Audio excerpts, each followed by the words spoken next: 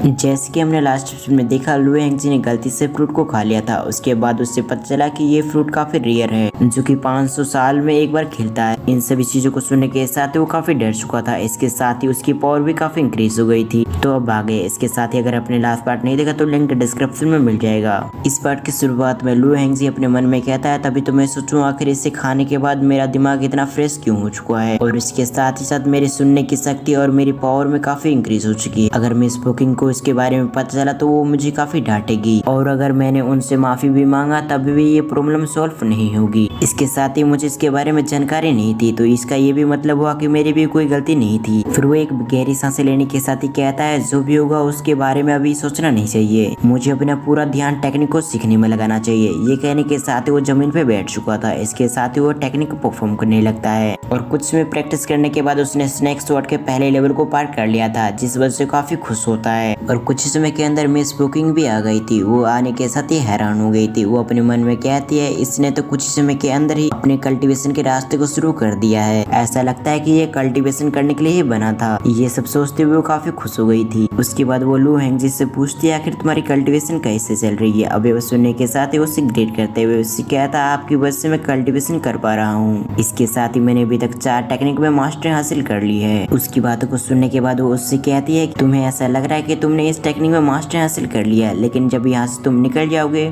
तब तुम्हें इन स्पेल को कास्ट करने में काफी प्रॉब्लम होगा, क्योंकि तुमने एक बात पे ध्यान नहीं दिया होगा कि बाहर की एनर्जी और इस घर की एनर्जी अलग अलग है। मैंने अपने घर में फॉर्मेशन लगा रखी है, जिस वजह से यहाँ पर एनर्जी की कोई भी प्रॉब्लम नहीं होती, लेकिन जब तुम बाहर जाओगे तो वहाँ पर तुम्हें काफी एनर्जी की जरूरत होगी, तो इसीलिए तुम सोच समझ के बाहर एनर्जी का इस्तेमाल करना। ये कहते हुए जब वो उसकी तरफ देखती है तो उसे एहसास होता है कि वो उसे घूर रहा है, जिस वजह से मिस बुकिंग उससे कहती है, क्या मैंने जो कहा आपको समझ में आया। अभी वह सुनने के साथ ही वो अपने सेंस में वापस लौटता है। इसके साथ ही वो कहता है, हाँ मैं बिल्कुल समझ गया हूँ। इसके बाद वो उसे बताती है कि जो मेंशन में आपका स्टेटस एक सर्वेंट के तौर पे है, लेकिन आप यहाँ पर रह के कल्टीवेशन कर सकते हैं, लेकिन इस बात का ध्यान रखें कि किसी को भी इसके बारे में जानकारी ना मिले। इसके साथ ही आपको सर्वेंट की तरह काम करने की जरूरत नहीं है, आप अपने घर में रहकर अपने स्पेल को कास्ट कर सकते हैं। अभी बात सुनने के साथ ही लू हेंगजी इसके लिए तैयार हो गया था, और इन चीजों के बारे में मैंने उन्हें बता दिया है, मिस लू और कैंग फई को। अभी बात सुनने के साथ ही वह फिर से सहमति जताता है, और अगर मुझे किसी भी तरह से काम होगे तो मैं आपको बुला लूंगा, इसलिए आप अपने कमरे में जा सकते हैं। ये बात सुनने के साथ ही अगले सीन में हम देखते हैं लू हेंगजी को, जो कि अपने कमरे में आ चुका था। इसके साथ ही वो अपने घर की कंडीशन देखते हुए अपने मन में कहता है, मिस ने बिल्कुल सही कहा था कि यहाँ पर एनर्जी की जरूरत होगी। यहाँ तो बिल्कुल भी एनर्जी नहीं है, इसीलिए ऐसा लगता है यहाँ पर स्पेल को कास्ट करना बहुत ज्यादा मुश्किल होगा, और मेरे पास खुद को बदलने के लिए मेरे पास आखिरी मौका है, इसलिए मैं किसी तरह से भी कल्टीवेशन तो सीख के रहूंगा। ये सब सोचते हुए उसने अपने स्पेल को एक कास्ट कर लिया। इसके साथ ही उसे देखते हुए अपने मन में कहता है, इस स्पेल को मुझे कास्ट करने में काफी समय लग गया, यहाँ के एनर्जी में बहुत ज्यादा गिरावट है। ये सब सोचते हुए एक ट्री पे इसका इस्तेमाल करता है। हम उस ट्री को देखते हैं जिसमें कोई भी पौधा नहीं लगा हुआ था, यानी कि वो एक सूखा पेड़ था। इसके साथ ही उसने कई सारे मैजिकली कास्ट किया, जिसके बाद हम देखते हैं उसने फाइनली वहाँ पर एक पत्ता लेके आ गया। इसे देखने के बाद वो अपने मन में कहता है, मुझे काफी एनर्जी को वेस्ट करना पड़ा सिर्फ एक आने के लिए। ये कहने के साथ ही वो अपने माथे को पोंछता है, जहाँ पर कई सारे पसीने आ चुके थे। फिर वो बेड पे बैठने के साथ ही अपने मन में कहता है, मुझे अपनी एनर्जी को रिस्टोर कर लेना चाहिए, उसके बाद ही मैं फिर से एक बार कोशिश करूंगा, क्योंकि अब तक मेरे अंदर जितनी भी एनर्जी थी वो सारी खत्म हो चुकी है। ये कहते हुए वो बाहर की एनर्जी को अपने अंदर रिफाइन करने लगता है, और कुछ समय के अंदर उसने एनर्जी को रिफाइन करके अपनी ऊर्जा में कन्वर्ट कर दिया, और कुछ समय ऐसे करने के बाद वो पूरी तरह से उसकी एनर्जी रिस्टोर हो चुकी थी।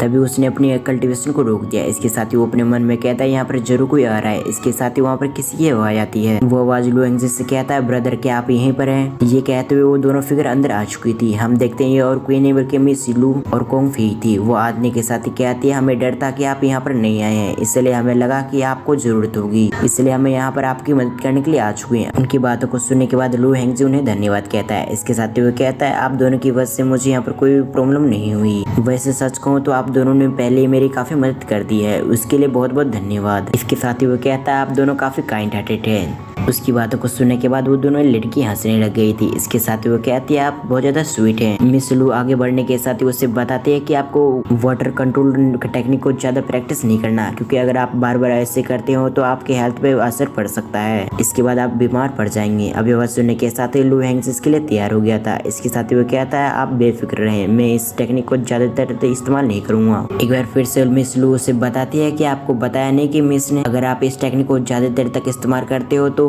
आपको इस टेक्निक से बैकलैग्स मिलने का भी खतरा है, जिस वजह से आपकी जिंदगी भी खत्म हो सकती है। उसकी बातों को सुनने के बाद लू हैंग्स अपने मन में कहता है मेरे पास ये आखिरी मौका है, इसलिए मुझे बार बार तो इस्तेमाल करना ही पड़ेगा। जब वो इसके बारे में सोच रहा था तभी उसे कुछ नॉइज आती है, जिस वजह से वो बाहर आता है। वो तीनों बाहर आने के साथ ही देखते हैं कि वहाँ पर कुछ मेहमान आए हैं। वो एल्डर आने के साथ ही कहता है मुझे माफ करना कि मैं आपकी किसी भी तरह से सपोर्ट नहीं कर पाया, लेकिन मैं अब यहाँ पर आ चुका हूँ आपको सपोर्ट करने के लिए। इसके साथ ही वो किसी पोजीशन के बारे में बात कर रहा था जिसका हेड वहाँ पर मर चुका होता है, इसलिए वो चाहता था कि वो पोजीशन उसे मिल जाए। उसकी बातों को सुनने के बाद जूम मैंसन से जूम मैंसन की लेडी बाहर आती है। इसके साथ ही वो उसे देख रही थी। इसके साथ ही ऐसा लग रहा था कि वो बिल्कुल भी उसे पसंद नहीं करती, और अब तक वो तीनों भी बाहर आ चुके थे। इसके साथ ही मिस लू कहती है ये तो जू फैमिली का एल्डर है, आखिर ये यहाँ पर क्या कर रहा है। फिर वो आगे बताती है मैंने अपने एक दोस्त से सुना है कि वही किंग का पोस्ट खा लिया है, इसलिए मेरे जो है लगता है कि ये एल्डर उसी पोस्ट के लिए यहाँ पर आया है, ताकि किसी भी तरह से जू मैंसन में वो पोस्ट उसे मिल जाए। दूसरी तरफ इसकी बातों को सुनने के बाद गोंग फेई आगे आते हुए कहते क्या ये जुआन टाउन का सिक्योरिटी इंचार्ज बनना चाहता है, अगर ऐसा हुआ तो जुआन टाउन के लिए काफी खतरनाक बात हो सकती है।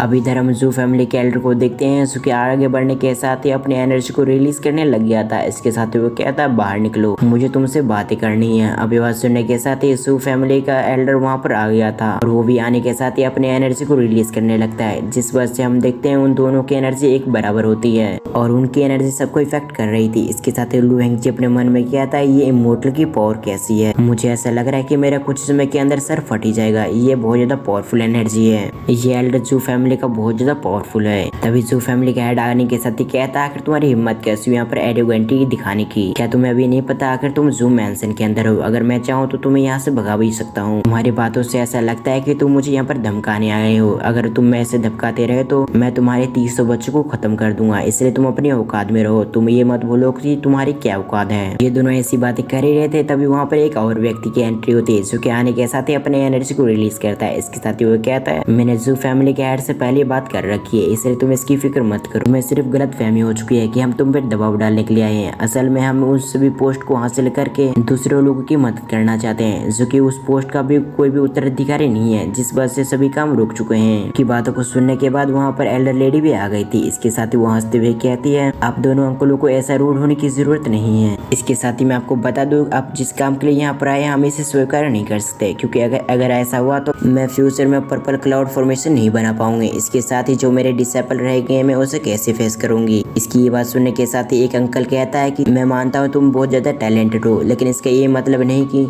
तुम कुछ भी बकवास करती रहोगी। और इसी सीन के साथ हमारा ये पार्ट यहीं पर एंड होता है।